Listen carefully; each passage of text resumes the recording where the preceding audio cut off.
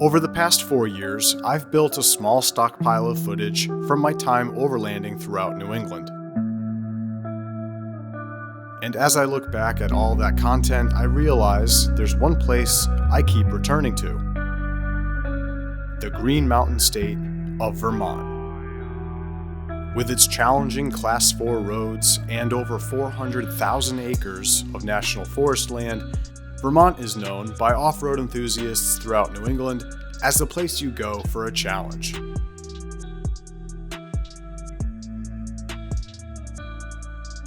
In this special Overland movie, I've compiled my top 3 adventures exploring the 14th state of the US. Journeying through winter, summer, and fall, you'll see familiar footage with a slight twist. I've trimmed out the unnecessary bits that don't serve the overall story, and have also added a director's commentary style narration for some of the special parts, like behind-the-scenes information and some inside jokes. Along with the changing of the seasons, you'll also watch the evolution of my overland vehicle. Be sure to drop a comment down below if you notice what changes from one adventure to the next. So find yourself a maple syrup flavored treat, sit back, and enjoy our adventures through New England's hidden overlanding gem, Vermont.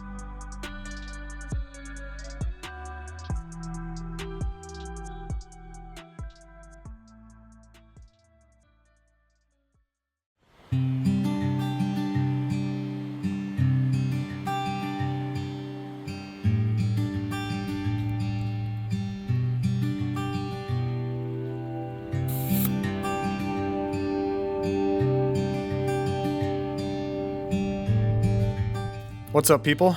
Ken here. I'll be chilling in the bottom corner of your screen while we watch the video together, and I will share some of my little director commentary with you throughout the video.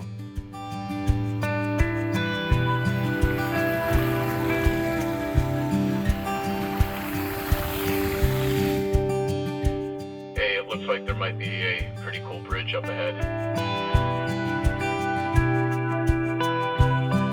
So yeah, fun fact about that scene, that recording for the radio, I wasn't even on the trip when I did that. I did that in my garage after we got home, just to include some information about what we were doing.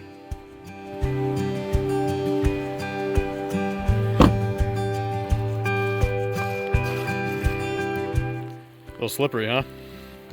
A little icy. A little icy. It went from slush to ice. Somehow this Volkswagen's doing just fine.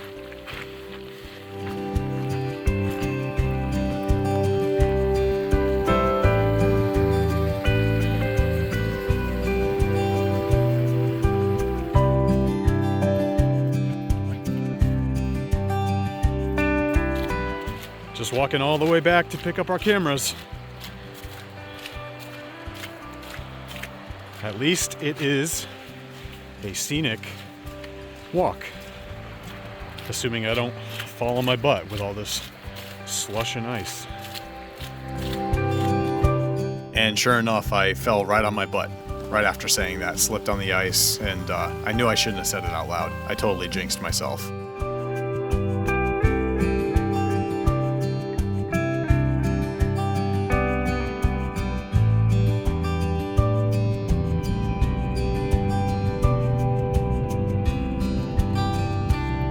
So we had to leave the National Forest area. That trail was not panning out. There were a lot of closures. There was a lot of gates that were closed. And also, when we arrived to the part of the trail that we thought we would take to get to our campsite that we found on Overlander, it said that there was no motor vehicle access. So we're driving on Vermont 100 right now through Wilmington. We just stopped.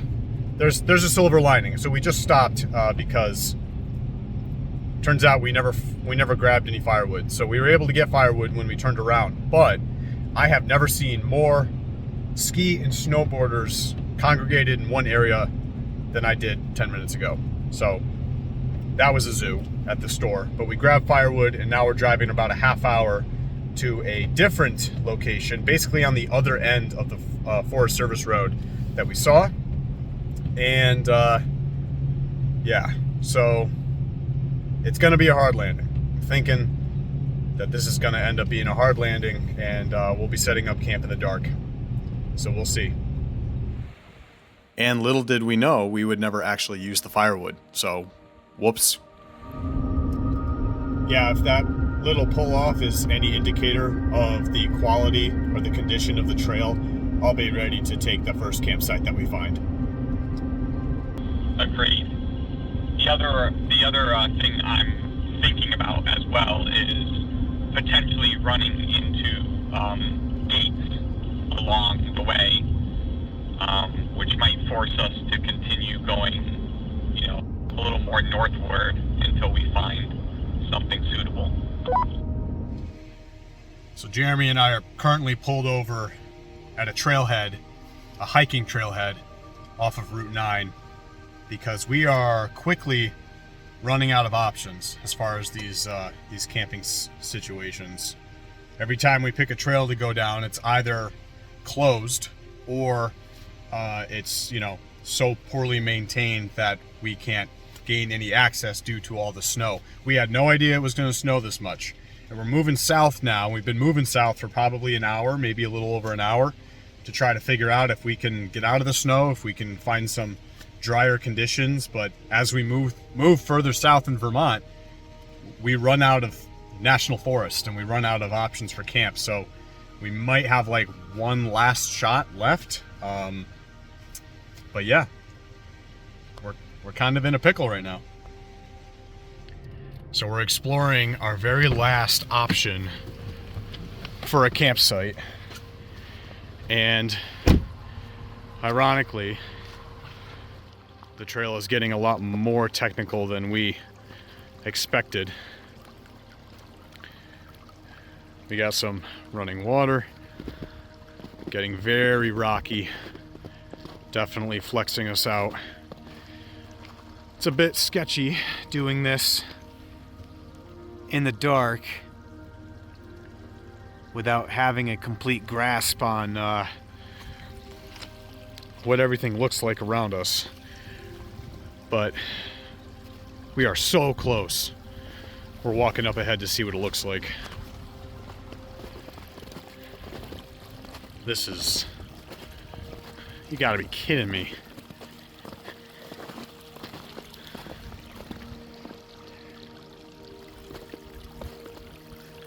Like, I can see a big rock jutting out right there. That's gonna be sketchy. Alright, so here's the situation. We gotta get out of this trail. There's nowhere to turn around right now. So, we're gonna make use of the walkie-talkie. Jeremy's gonna hold the walkie, talk to me, and guide me backwards, basically, down a portion of this trail. And then I'm gonna do the same for him. And, you know, hopefully nobody dies. So, fingers crossed. Alright, I am ready. My backup camera is not the greatest, so bear with me. Alright, well, start coming straight back.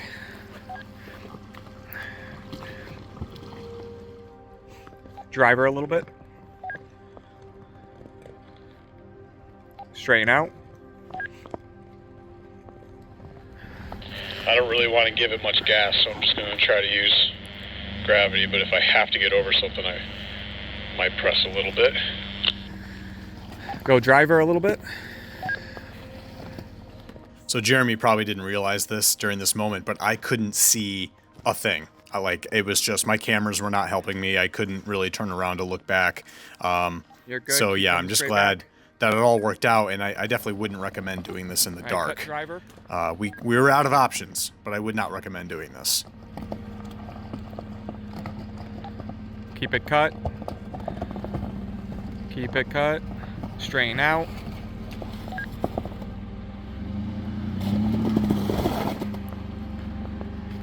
Hard passenger. Keep it coming. Keep going, keep going, keep going. Stop. Alright, hard driver. Felt a little whack on that one.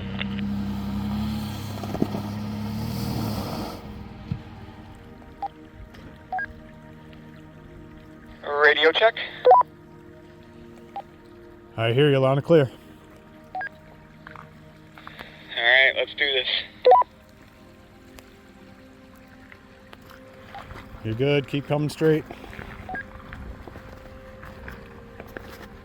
Having those rear scene lights definitely help. Yeah, you read my mind. I'm sure you could see a lot better than I could. A little bit more to driver. Okay, straighten out. I'm about to send Jeremy into a bush like scratching his paint is no big deal. Whoops. All right, driver. Cut it, cut it, cut it. You got more room. Keep going. Keep going. You got plenty of space. It's just a brush. A little bit more. All right. Forward. A little more. Stop. Back it up.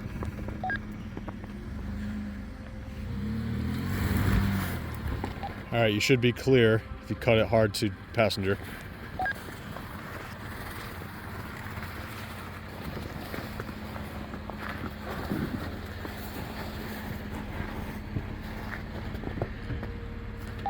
Beautiful. Alright, so you want to know how close we were? Do I though? That's where we are. That's where we're trying to go. And it's a nice open space. It's obviously not loading right now, but it's a nice open area. What would you say? Like maybe half mile? Let's see. That line is 500 feet, so 500, maybe less than 2,000 feet. Sweet. Yep. Talk about turning around when you're basically there. We decided at that point to make the 3-hour drive home because we couldn't find a place to camp. And my pride was so wounded after that, it would be 6 months before I returned to Vermont to meet up with my friend, Mr. Eric Busher. So the spot that I'm about to go to in this video to meet up with Eric is a very popular spot in Vermont. I'm not going to tell you exactly where to find it, but there's been a lot of groups that have gone up there. OK Four-Wheel Drive has actually had a couple camps up there. It's awesome. I've been there probably like 6 times myself. All right, well, I took a slight detour and went up the hill. I don't normally camp at the top of the hill, but I couldn't find them. So I went to the top of the hill. It would have been smarter for me to just send a drone up in the air to survey the area instead of going through that washed out tight section. But where's the fun in that, right? So I'm picking this spot for now, which clearly still has a view. But I don't have any service, and I'm not sure if he's got a radio. So this is gonna be a waiting game for a little while. You know, I swear, one of these days, I'm gonna set up my camera and I'm gonna record how long it takes me to find a level spot at a campsite without fast forwarding the video or, you know, doing any sort of time lapse, just to see how laughable it is. Half the reason why I enjoy using a ground tent like a Gazelle a little bit more than my rooftop tent, because as long as the tent is on top of the truck needs to be level at the campsite. But if I had a ground tent, I could park wherever I wanted to and then just carry the tent over to the level spot. Anyway.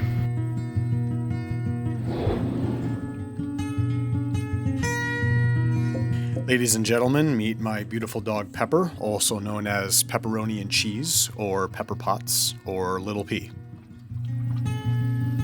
The pampered dog wanders the wilderness, looking for scraps. Maybe there's bacon out here. Perhaps someone dropped some cheese somewhere. Yeah, if she had to survive in the wild, she wouldn't last like 10 minutes.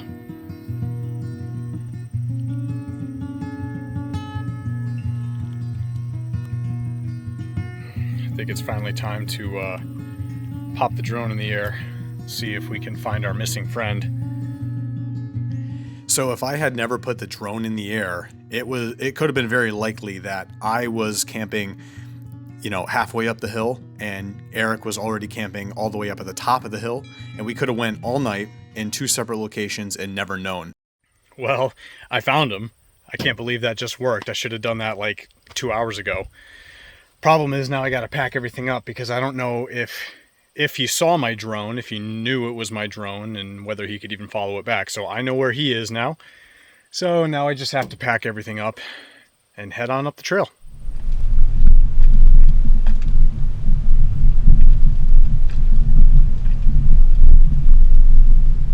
All right. What do we find, Pepper? What did we find?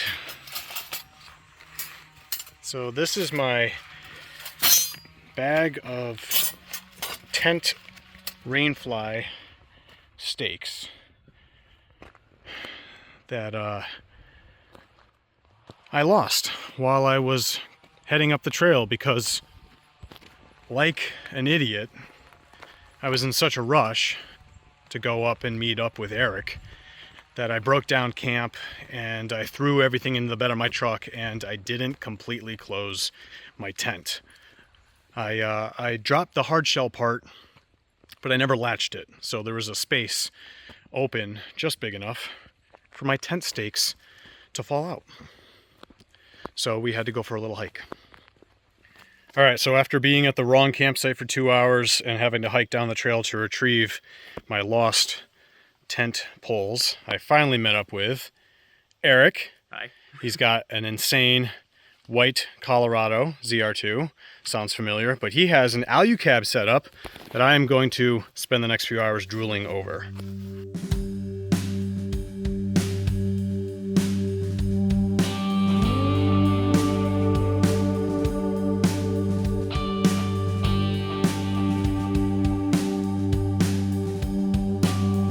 So if you've never seen an Alucab in person, I highly recommend doing it, being able to kind of like look at the interior space and the quality of the products and all that stuff. This was the first time I was meeting Eric, by the way, and he was a really good sport about it. He was totally willing to answer all my questions, and I really appreciated that. So Eric, if you're watching, I appreciate that. You were awesome. And yeah, that build was sweet.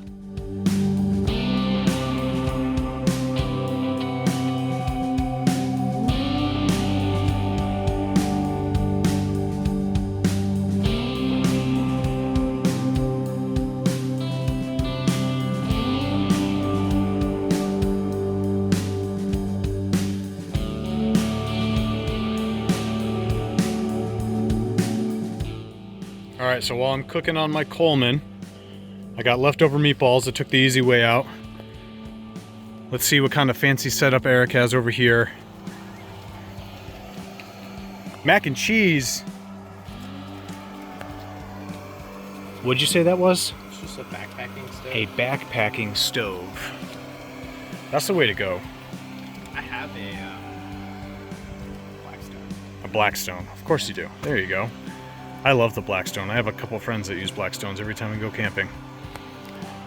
You know who you are. And then fridge, right? Yep. All right. So we got a little trade-off. You've got a full-fledged fridge in there, but you're making mac and cheese. Yeah. I've got a cooler, but I'm making meatballs.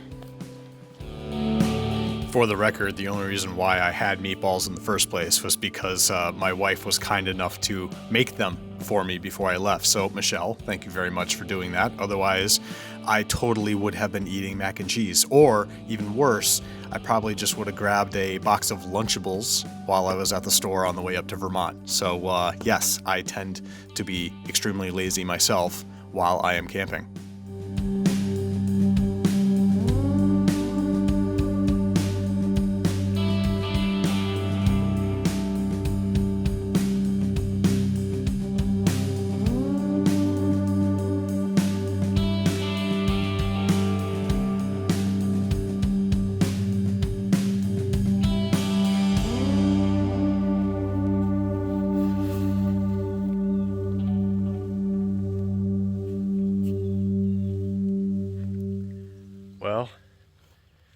Good morning, people. It's about 7 a.m. Sunday morning, and we slept pretty well last night. I'm awake before Eric, so Pepper and I are going for a little walk. I am wearing a sweatshirt because it actually got quite chilly last night. I'd say it's the perfect temperature for sleeping in a tent, which was a pleasant surprise. But yeah, we're just walking around camp, exploring a little bit what we didn't get to yesterday, enjoying the sunrise, just taking in the moment before we have to pack up and head home. So, interesting little tidbit, another behind the scenes piece of information. The bird sounds that you hear in the background right now, most of them are not real. Most of them are actually a YouTube soundtrack of bird sounds. So I didn't think the scene was exciting enough, so I ended up inserting that. And yeah, that's what us content creators do sometimes, so that the scenes aren't boring. So there you go. All right, folks, well, that's going to be it for this video. I am currently on my way out of the Green Mountain National Forest, making my way back to civilization in the 3.5-hour drive that I have home. But meeting up with Eric was awesome, great guy. I was able to poke his brain about all of his AluCab products and all the adventures he's taken that setup on over the years. Make sure you head on over to Instagram and check him out. It's Eric Busher. A lot of good stuff, good photography. Yeah, just genuinely good guy. It's always awesome when you can meet up with a fellow overlander that kind of like shares some of your enthusiasms and is just like a good-hearted person. You know what I mean? So anyway, I'm going to hit the road and I will see you guys on the next adventure. And the next adventure begins right now as I return to Vermont at the end of fall, accompanied by Jeremy from AT4 Overland Bound. We'd find the trails much muddier than we're used to on this adventure, and the earlier sunset to pose a particular problem. So I literally just said to Jeremy over the radio, wow, these unmaintained roads in Vermont are the only experience that I have of Vermont, for the most part. And I was like, are they all like this? And then he comes over the radio and goes, all right, we just entered the first of our Class 4 roads in Vermont. And I was like, oh, okay, that makes sense. Has to be unmaintained for 10 years to be considered a Class 4. So, duh. These famous roads are legendary within the overland and off-road community here in the Northeast. Not just for the technical challenges they offer, but also for their ability to immerse travelers in the pure Vermont wilderness. And in order to be classified as a Class 4 road by Vermont, the road has to be unmaintained for at least 10 years, and some of them are much older than that.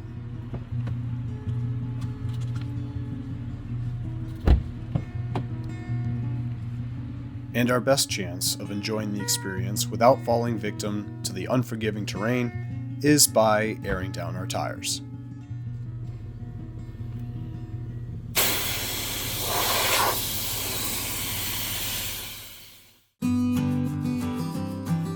So, fun fact about this video, if you see a view from the cockpit, so to speak, coming from like the driver's seat, if you see a view looking out the windshield with the camera, all of those shots, they're all the same shot from this video. It was just one continuous long drive that I had the camera out, and then throughout the video I just chopped up that one shot and inserted it in different places because I was running out of B-roll.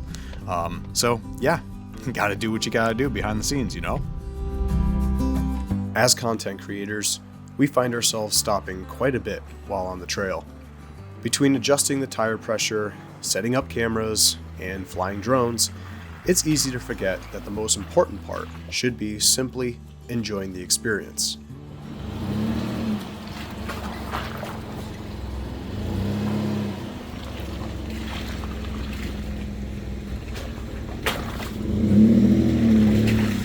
And as you'll see in a minute, sometimes we even forget that others might be on these trails as well.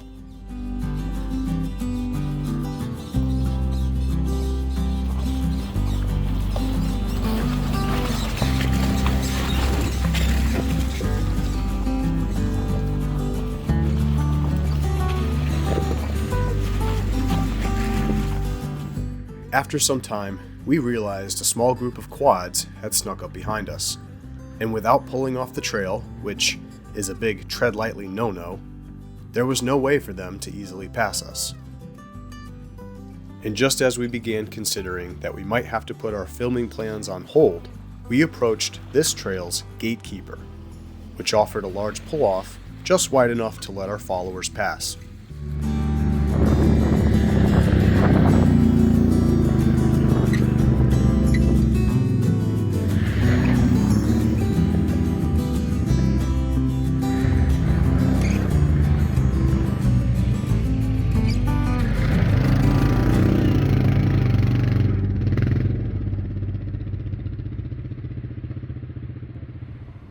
Luckily, the group of four-wheelers were very nice, and in fact, were even impressed that our trucks could tackle this obstacle's steep approach angle.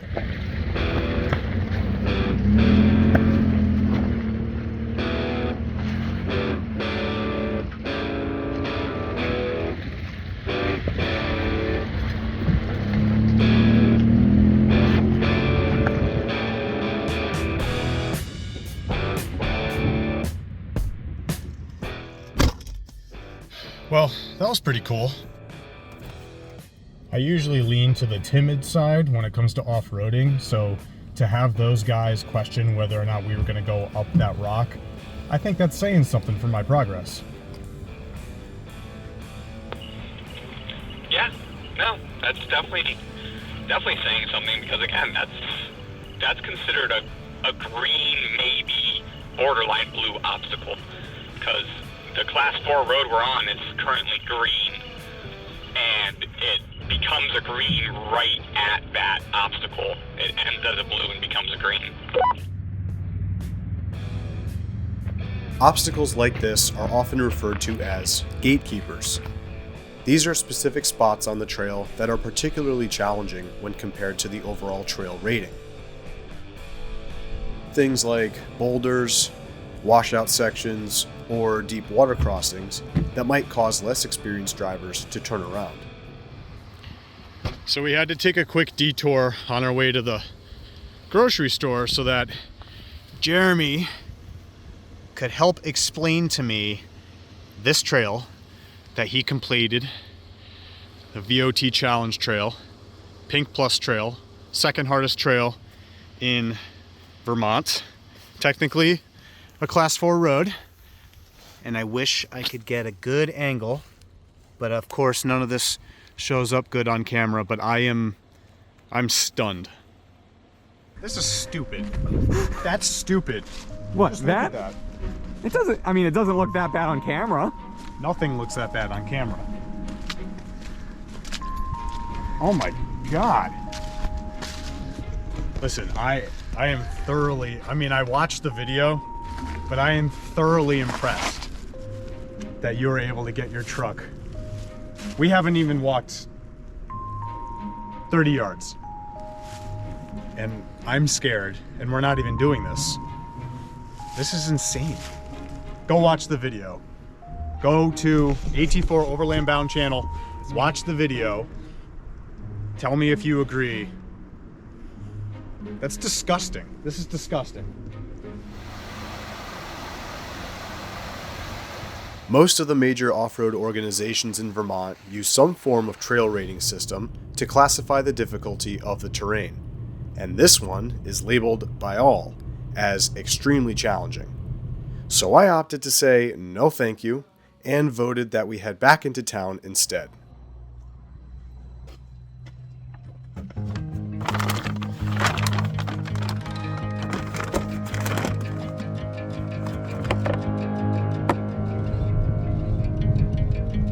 So, unfortunately, Jeremy's favorite spot that we were going to use is taken. Of course, right? You always want to get to that one spot that you're looking forward to the whole trip, and then it's like, oh, can't use it. But you could probably see it reflecting off of my window. The sky's doing this really cool orange thing right now with the clouds. So yeah, that's pretty cool. Jeremy just moved up ahead to check another spot that he sees on X. and hopefully we can take that, because it is getting a little chilly. We got the food, we're ready to cook and just kind of like, you know, start setting up camp. We pulled into camp with only seconds of daylight to spare, and I was quickly reminded of the real challenge Vermont would offer me this weekend: surviving freezing temperatures in my thin Gazelle ground tent. So if you haven't noticed yet, for this video, I no longer have my rooftop tent on the vehicle. I am going to use a Gazelle ground tent again, and this is probably the coldest I would camp using that ground tent. So if you want to know a little information about camping in the cold or camping in the snow with a Gazelle ground tent, comment down below and tell me whether or not I should make a video about that, because I have definitely considered it.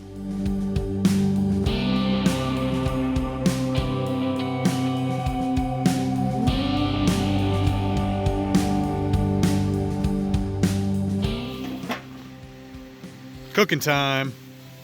Time for some food. Where's the burgers? Where's the burgers? They're in here. Okay. I need those. Most important thing: burgers and tater salad. Yeah. Let's see what these little Vermont markets have to show us with their meats. All right, folks. Chef Jeremy has done it again. Hot dog, hamburger, tater salad. We're gonna take this into the Gazelle gazebo over by the fire. We also got the fire can lit in there so that we're nice and toasty. And this is where we're gonna end it, because my camera is terrible in the dark. So, see you in the morning.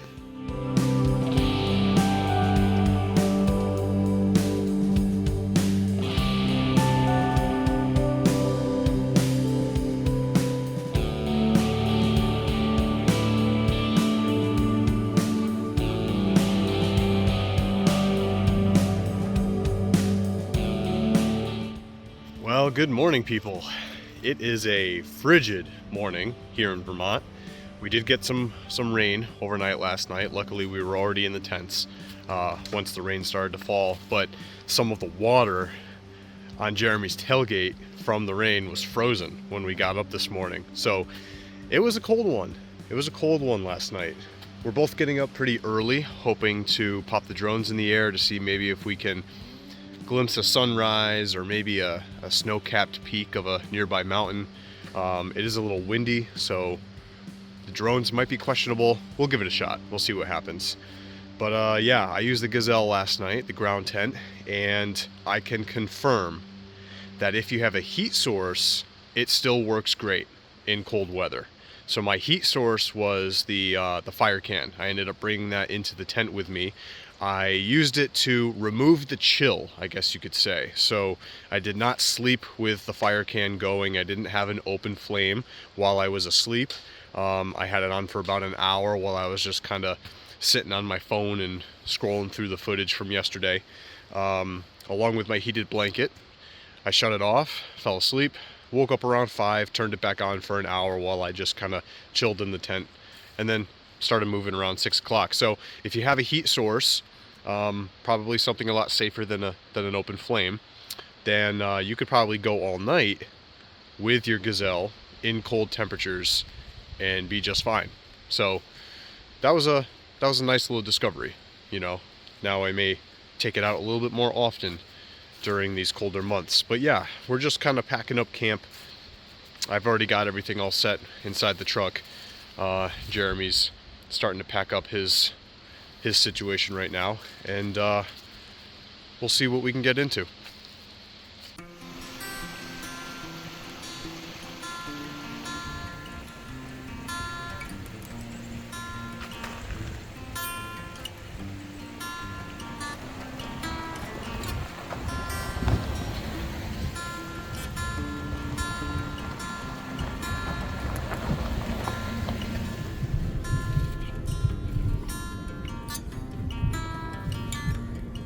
So this is Jeremy's favorite spot in Vermont that we were trying to reach yesterday.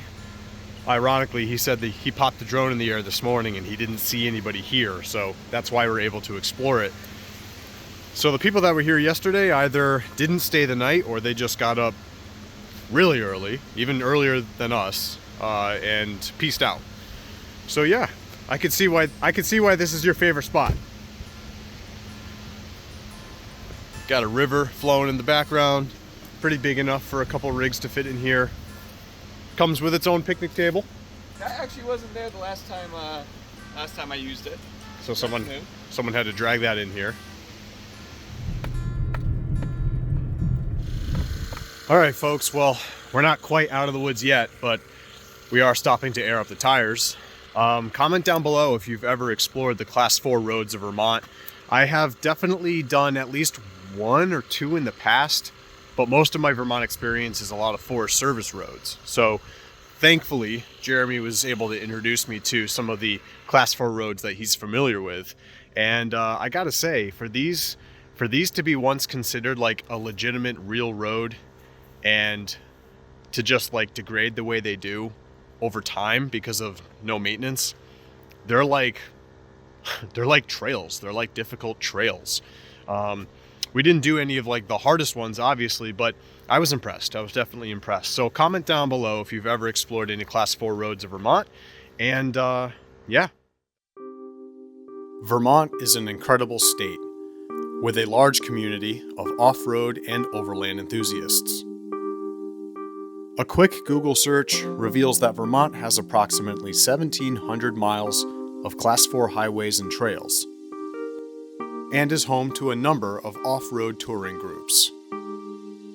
It's often used as the preferred destination for overlanders in states like Connecticut, Massachusetts, and Rhode Island hoping to make a quick getaway to the woods. It's also one of the states of New England that makes snowmobiling a priority in the winter, closing down most of its trails to 4x4 vehicles and camping. If you're an avid outdoor lover, Vermont is for you.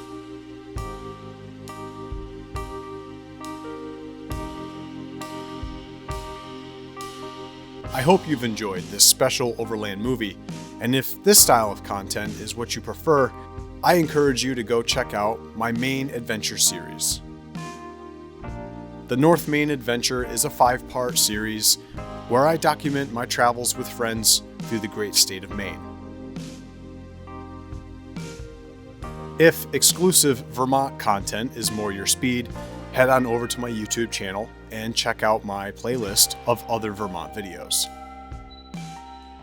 I appreciate you sticking around. Please leave a comment down below and let me know what you thought of the video, and I will see you next time. Peace, people.